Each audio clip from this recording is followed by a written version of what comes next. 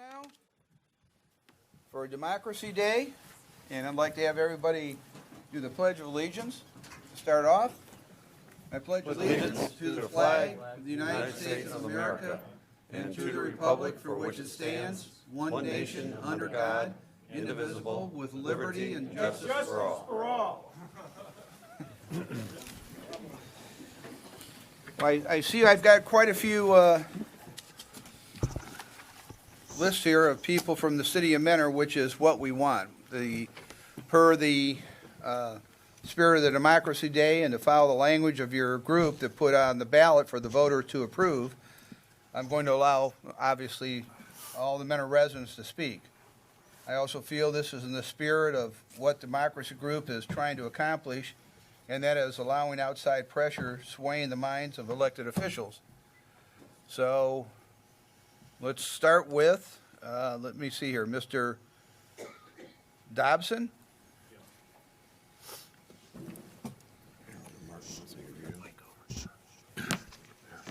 Mr. Chairman?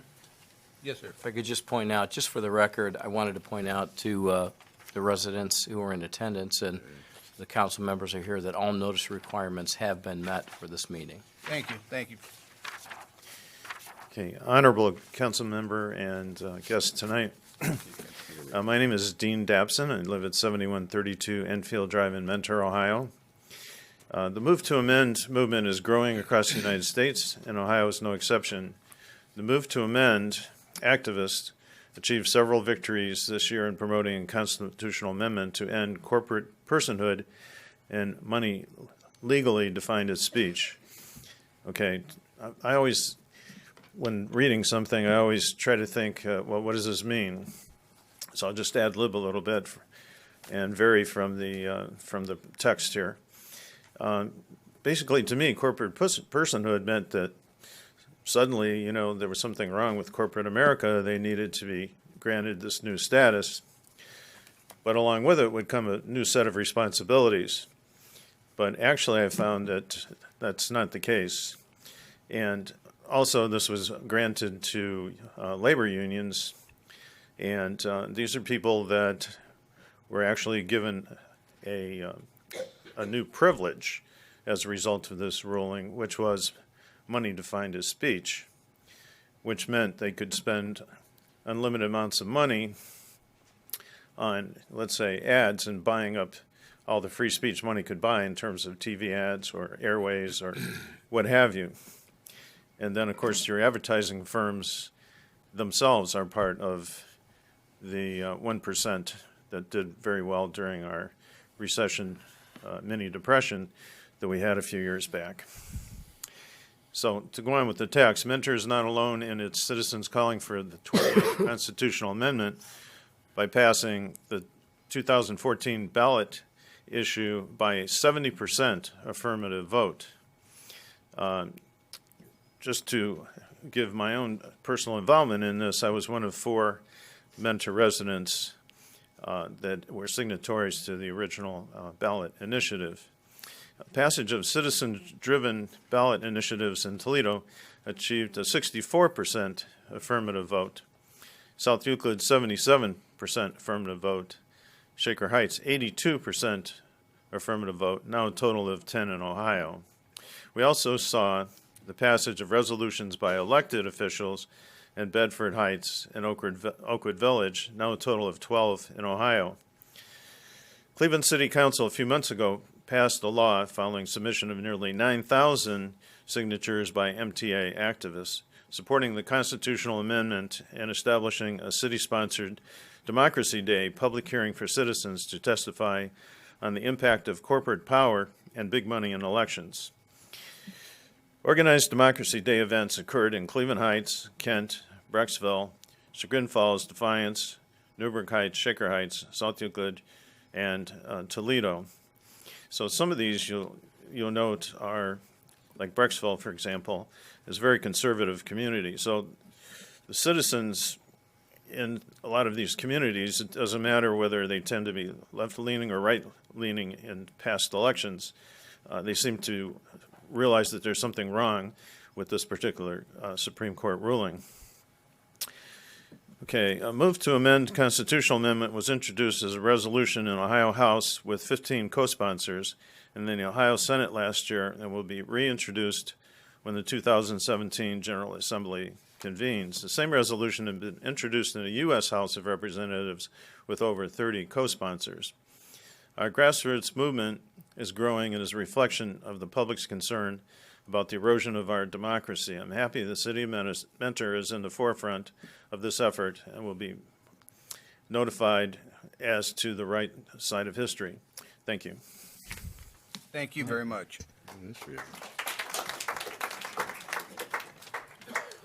Stephen Hansen.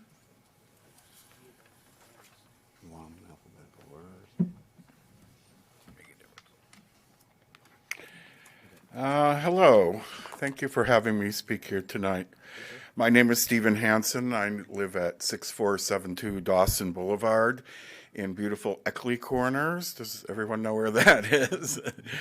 Almost by Mentor on the Lake. 2 years ago, a study by Princeton University and Northwestern University was referenced that found the United States government more closely resembles an oligarchy than a democratic republic.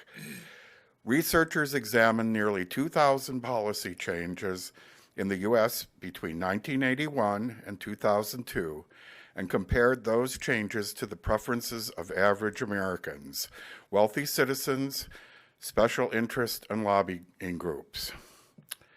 The researchers sought to find the answers to who governs in America, who really rules, and to what extent U.S. citizens are sovereign or powerless.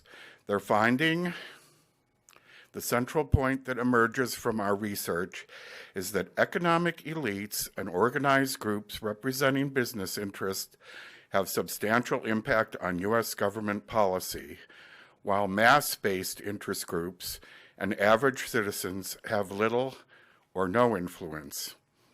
The findings also indicate that even when a majority of citizens disagree with the economic elite and call for policy changes, they rarely get it.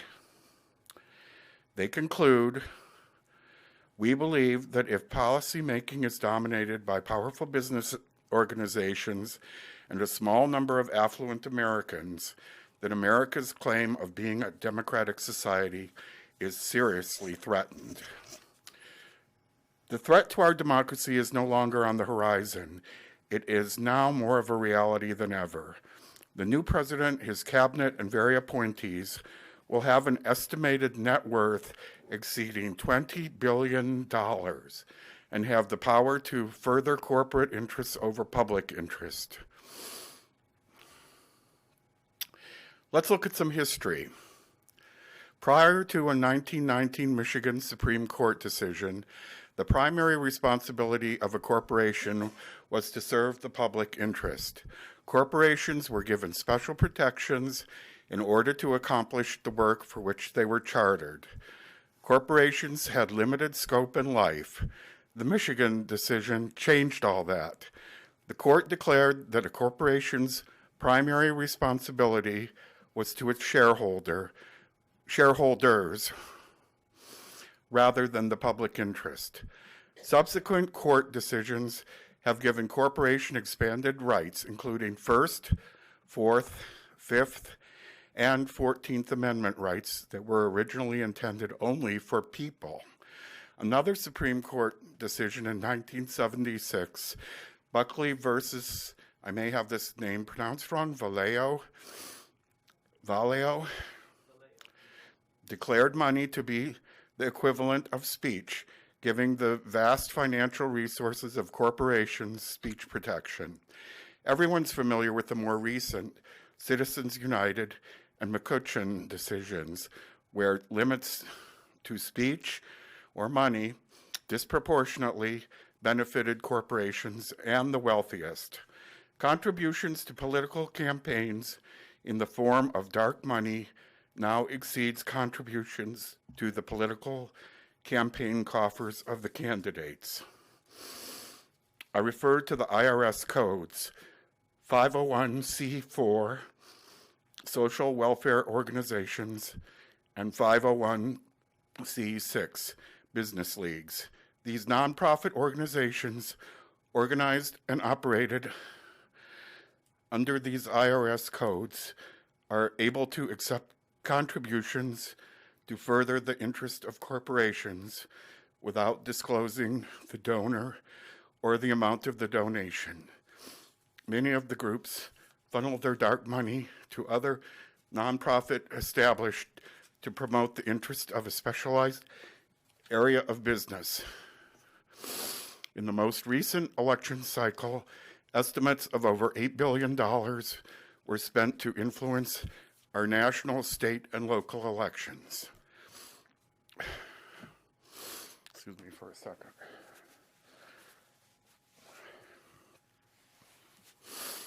Today's Democracy Day and those occurring. They're closing it down now. Okay, across Ohio and the nation are playing an important part in seeking a 28th Amendment to the Constitution. We have been frustrated in our attempts to make changes favored by the majority of Americans. It is the right of all Americans to a campaign financing system that respects rather than distorts the democratic process. Okay, Thank you. Thank you.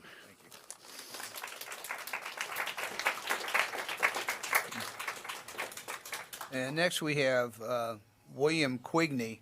And I think most of these comments are actually supposed to be addressed how it impacts on the city of Mentor, if I'm not correct. Not necessarily. Not necessarily. I mean, I've got the ordinance that your language that was voted on by the people, and I believe that's what it tends to impact on. But we're willing to be open-minded. Well, thank you. We just had a national election, so. Yeah.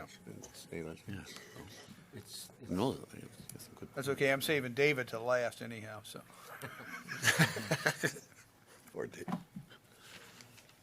Good evening, Council President, City Manager, and fellow councilmen. I'm not a member of any political party. I've never been a Democrat, never been a Republican, voted for many in both parties. There have been times when I've been concerned about issues and called my councilman, Mr. Donovan. I'm delighted to see us here tonight.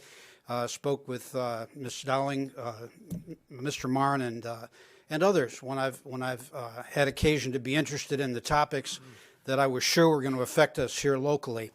And I must say that this is a wonderful event, and things here in Mentor work very well. We have a wonderful balance of initiatives by the public and interest in promoting business. The Department of Mr. Traub here in Mentor seeking development of new local businesses is a wonderful thing. In Lake County, you may have read in the News Herald the 10th anniversary of the Lake County Port Authority, all of which do a fantastic job at what they're intended to do.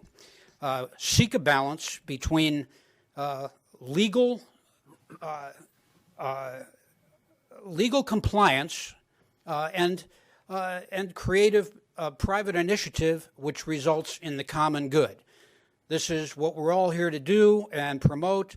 And one of the reasons that all of us are here tonight is because we feel that the failure of our ability to regulate elections and the money involved has created a tremendous ethical roadblock to the advancement of some of those ideals which we all stand for.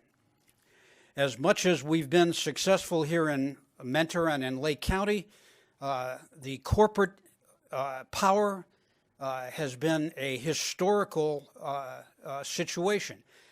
You may have heard that the Gilded Age of the late 1800s was often referred to that simply because the great Andrew Carnegies and John D. Rockefellers, et cetera, were gleaming in their opulence and riches, and teeming just slightly underneath were lots of poor folks in tenements and in terrible situations.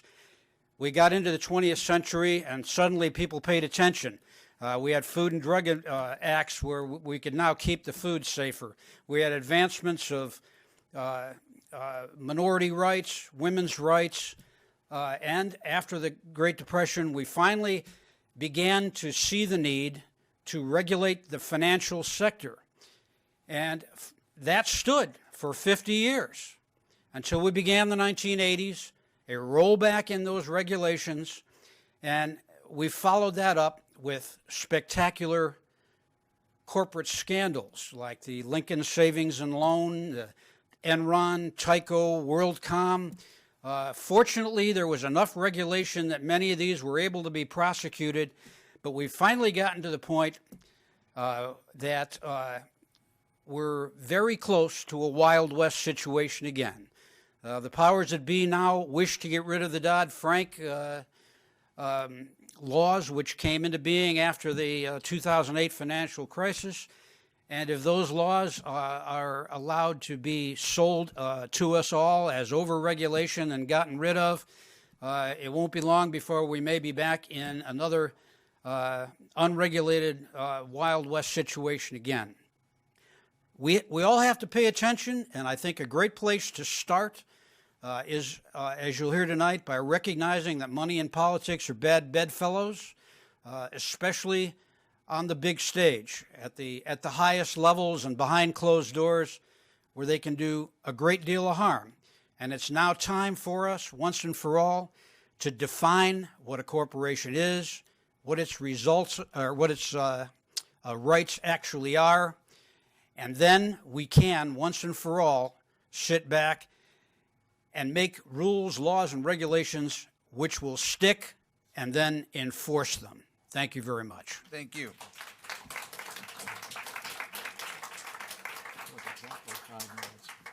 We next have Barbara Mallon.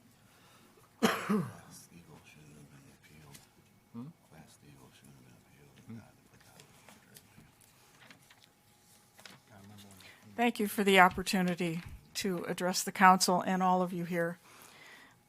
Mine is very short. You will be happy to know. My biggest concern is how much money is going to defense contractors as we spend billions of dollars on war. I'm an advocate for peace. Particularly the stockpiling of more and more nuclear weapons, one of which would probably destroy much of civilization. The future of humanity is at risk as Mr. Trump calls for increasing nuclear arsenals, not just in our own country, but in others. Even before he took office, Trump said, "I will ask Congress to fully eliminate the defense sequester and will submit a new budget to rebuild our military." According to Mackenzie Eaglin, a defense analyst at the American Enterprise Institute, we are currently spending $583 billion in military requests.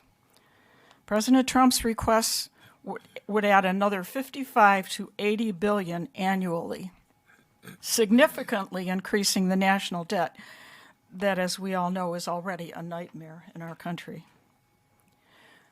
So this is the question I'm asking all of you to consider. Is this really going to make our country safer? Or is this just going to put more money in the pockets of defense contractors to keep them supporting Mr. Trump and others who follow this policy, one that continues to increase military spending while states struggle to meet the basic needs of their citizens? This is another example of how corporations fund politicians to ensure that their financial interests will be served. In this case, the corporations that are part of the military-industrial complex. Thank you. Thank you.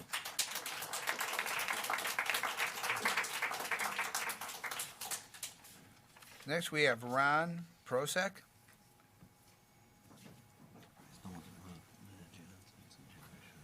Good evening.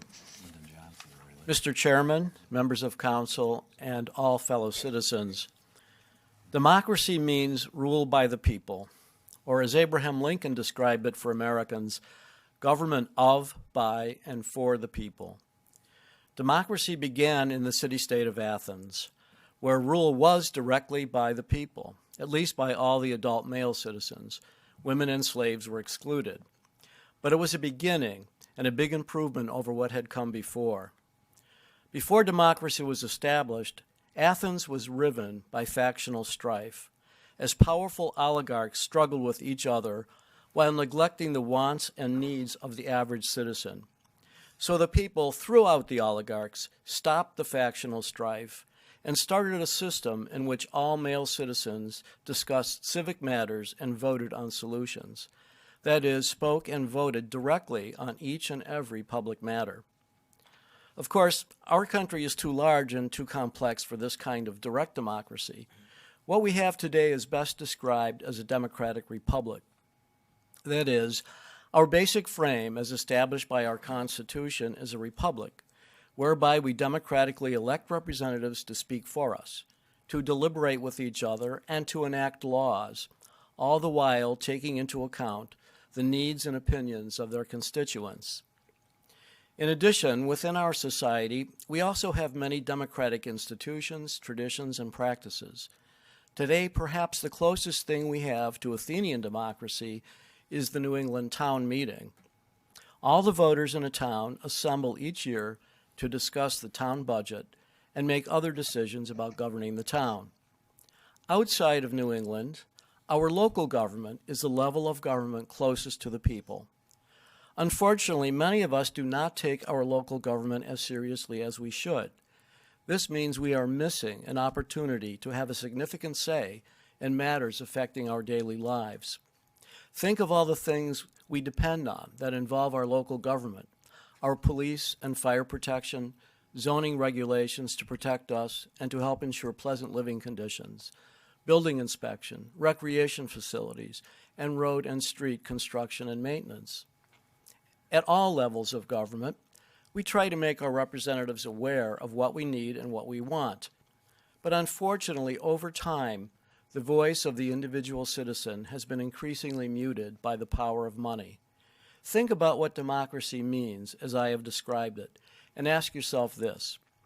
If I contribute $10,000 to a politician's campaign, should I then be entitled to vote 10,000 times at the polls, while a person who has only contributed a single dollar has only a single vote? Of course not. That's not fair.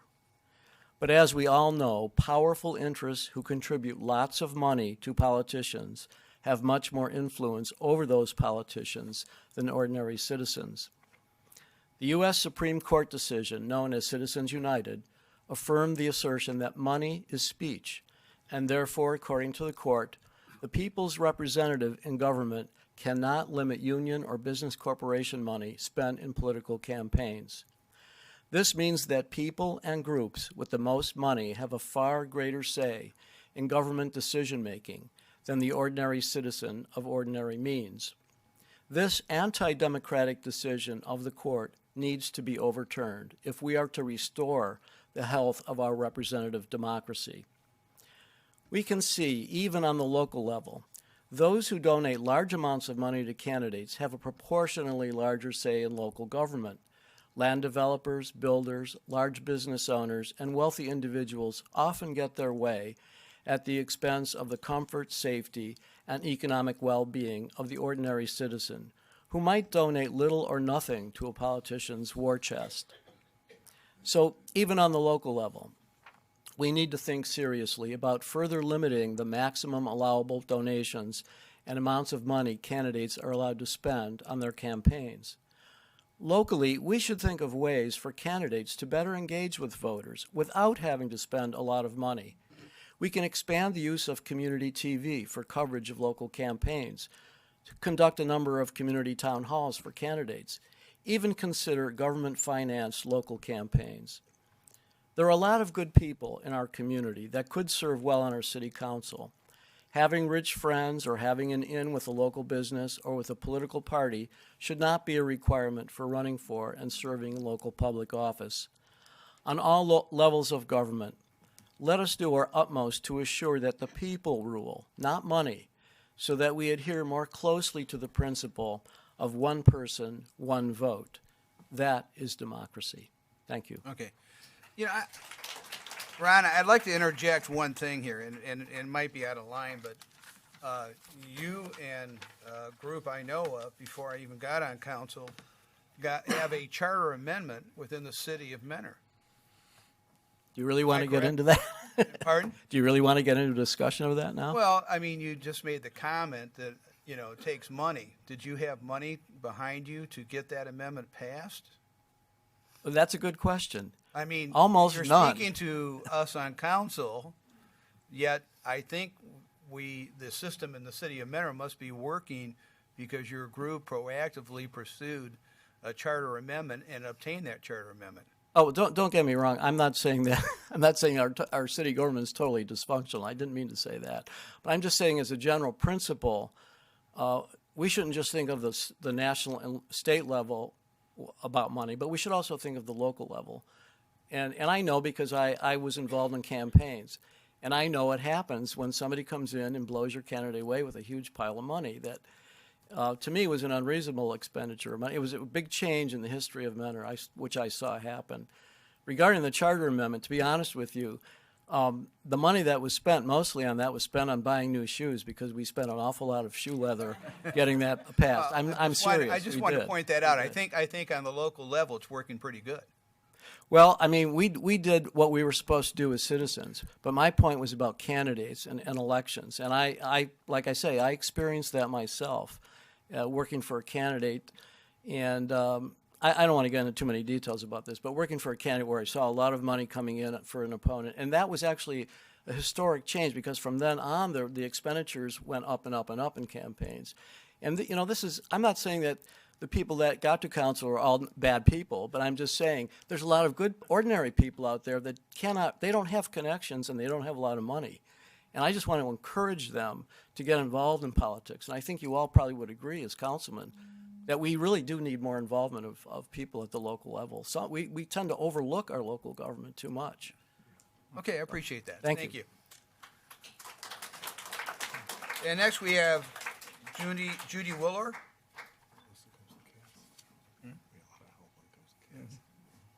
Good evening, and thank you for hosting this event.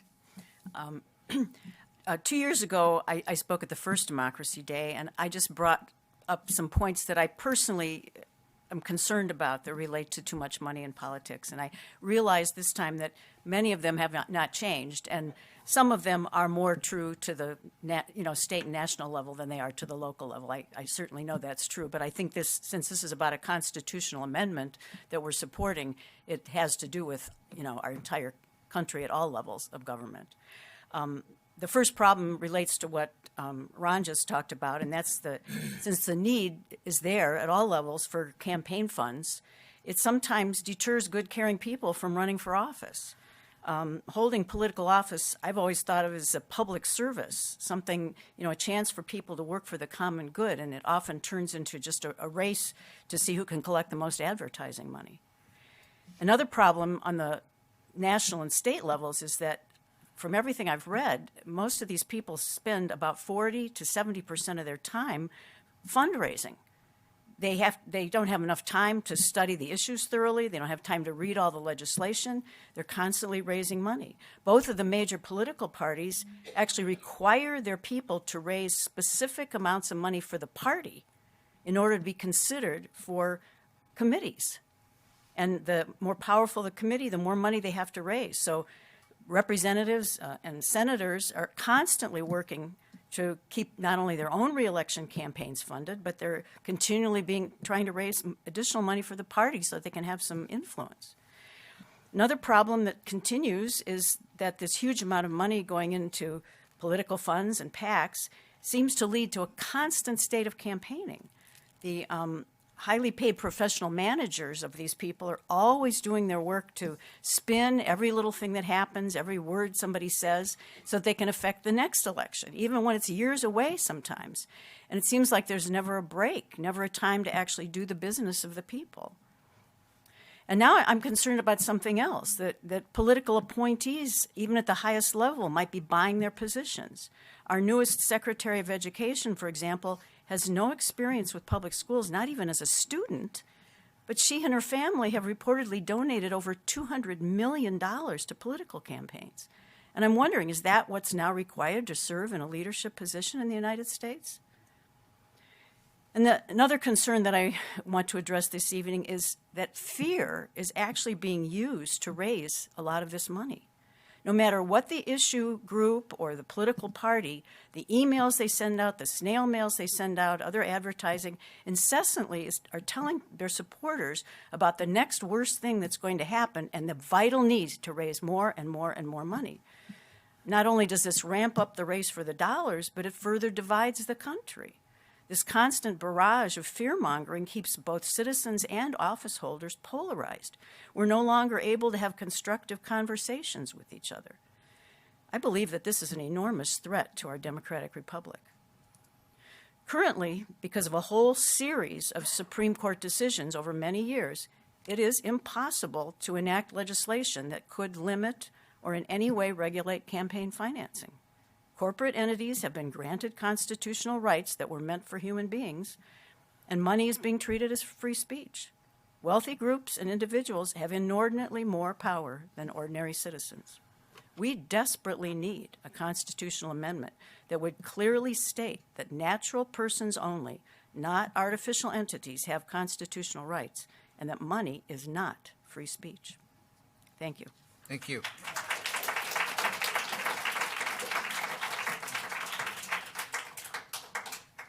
I'm going to have to pass on the next one because he's from Brecksville.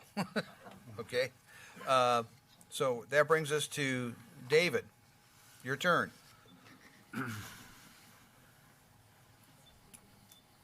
Thank you, Mr. Chairman and council members. I just want to point out that what's happening at the constitutional level does affect all levels of government and all levels of public life. And so that's why our comments, which may seem to be drifting toward more macro areas, are appropriate for tonight. I live at 7774 Litchfield Drive. In the words of Justice Louis Brandeis, we must make our choice. We may have democracy, or we may have wealth concentrated in the hands of a few, but we can't have both. The role of dark money in our electoral process, money used to create a fully integrated network of programs and groups bent on altering the direction of American politics, will be the focus of my comments this evening. Since the 1970s, dark money donors have successfully exerted influence on the political scene in an effort to reduce government regulations and taxes. However, the 2008 election results caused fear among wealthy corporate elites that the gains achieved from the 1970s would be lost. Their effort to maintain and expand these gains then intensified. An agenda focused on taking over American politics was instituted to solidify their financial interests. This agenda poses a serious threat to our democracy. Remember the words of Justice Louis Brandeis: we must make our choice. We may have a democracy or we may have wealth concentrated in the hands of a few, but we can't have both. It appears we are now at that place in history. The political nonprofits, 501c4s, are estimated to have spent more than $8 billion on this latest election, as reported by the Nonpartisan Campaign Finance Institute. From the book Dark Money by Jane Mayer, I quote, "When Congress created the legal framework for social welfare groups, 501c4s, they never envisioned that social welfare groups would become a means by which the rich would hide their political spending. Discovery of this available avenue of anonymous political donations resulted in a significant shift from donating to candidates to instead donating to nonprofits, think tanks, and private foundations. If only the donor's ideology were validated." These recently created hyper-partisan organizations introduced doubt into areas of settled and scientific scholarship, undermined unbiased experts, and gave politicians a menu of conflicting statistics and arguments, all of which would contribute to the donor's bottom line. The strategy has been clear: minimize the role of government and maximize the role of private economy. The late Stephen LaTourette once remarked about the impact of money in politics. Quote, "Politics is being directed by a bunch of rich people who you can count on two hands who have an inordinate impact on the direction of government." Close quote. Americans for Limited Government, for example, a 501c4 organization, received 99% of their funding from 3 individuals. In the words of Mike Lofgren, a Republican and a 28-year staffer of the House and Senate Budget Committee, "The rich are disconnected from the well-being of the nation, except as a place to extract loot." In 2010, when Citizens United was decided, the wealthy increasingly used 501c4 organizations to successfully hide themselves and the amounts they contributed. As a result, the American political scene was inundated with unlimited, untraceable cash. We are once again at the doorstep of another Gilded Age, where the concentration of wealth in the hands of a few threatens the democratic equilibrium. The laws Congress created in the past to prevent corporations and the wealthy from undermining self-government have been swept aside by the Supreme Court, allowing corporations and wealthy individuals to spend millions and billions to influence government policy. These court doctrines have empowered the 1%. Again, from dark money, we can see that a new generation of hyper-political private nonprofit organizations and foundations, funded by corporations and the wealthy, leveraging their fortunes for maximum strategic impact and largely invisible to the public, are in control of the political landscape. However, Reverend William Barber reminds us in his book, The Third Reconstruction, we are a movement of diverse citizens who have joined hands, determined to reclaim democracy in the face of corporate financed extremism.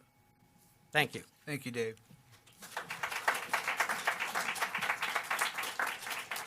This actually completes all the people before the council or city management as far as Democracy Day. I think a lot of good points were made.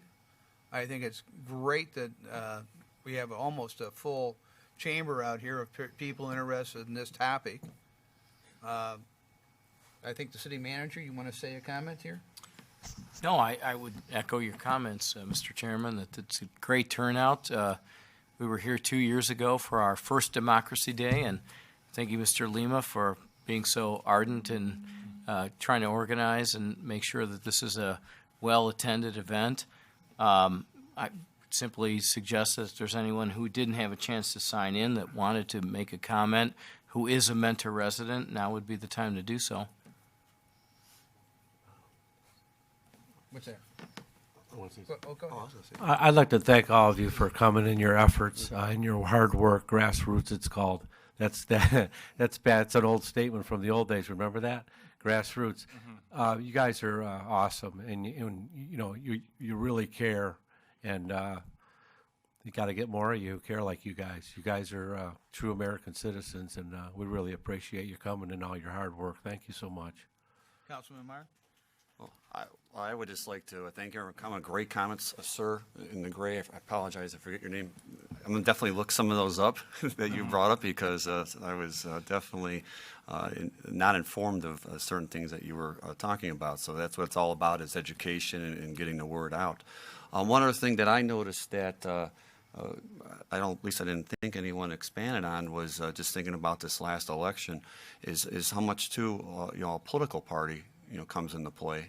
It may not be financially, but We worked extremely well, the city of Mentor, with a Lake County Commissioner that is no longer Lake County Commissioner because of the political party that he belonged to when it flipped and people went right down the ticket. So it's definitely, and I hope his successor could do as well as he did for the people of Mentor that has taken over, especially when the person we work so well with outspent him 10 times to 1. So that goes to show you how political parties come into play. But it is amazing when you have different elections, and especially this last election where I had a bet with my wife, and Trump didn't even fall in my top 3 in the very beginning. In fact, he didn't make my top 6. When you have the grassroots in the different parts of the country that come out and get behind scenes, whether when I drove down to West Virginia to visit a relative and people on the size of the mountains burnt Trump in the size of mountains under their property. So it is a good thing, and I commend you guys for doing what you're doing, but it is amazing how the political aspect and different parties come into play too. But thanks for your time, and love having you here, and you brought up some great points tonight that I'm glad that you're trying to get your word out. So thank you. Are there any other comments like to be made? Just one more. One more? Okay, Sean, I'm sorry. Councilman Blake? Yep. Thank you. I'd like to echo that I want to thank everybody for coming tonight. And Mr. Prostak, I was most interested in what you were saying about shoes and shoe leather. Yeah. Because I ran for council 5 years ago, and I knocked on every single door. And not only did I introduce myself, but I learned about the person on the other side of the door. I learned about the neighborhood, what their concerns were, whether it was flooding or the condition of their street. And this last time that I ran unopposed, so I didn't have to spend a lot of money. And I know that's a local level, that's right here in Mentor, but I think that's the thing that really works the most, because it's, at least here, it's not, in my ward, it's not a matter of spending money and mailing things out and showing pictures of puppy dogs with the candidate. It's a matter of trust. When you get to know who your constituents are, that's what they're voting for. So, I'm fascinated by everything that was said tonight, but I think more on the local level here, that's what works, and that's what worked for you with your issue. So you know what? Next time I run, I'm not going to spend my time raising money. I'm going to be back knocking doors again, because I think that's what works here in Mentor. So thank you. Thank you, everybody. Okay. All right. One more thing I just want to say, we're very fortunate to have a bipartisan council. We get along sort of good, but that's good. We hear each other out. We don't agree on everything, and we always come to a conclusion for the best thing for our city and for our constituents. And that's why I'm so happy to be here and serve you guys. We got some great people on this council right now. It's just really, we got a good relationship, and we got a really good city manager, and we're very fortunate in this town. Thanks you guys again. Again, thank you very much, Dave. Thank you very much for making sure this happened, because you're the man behind this issue. So thank you very much. And everybody, have a great evening. Thank you.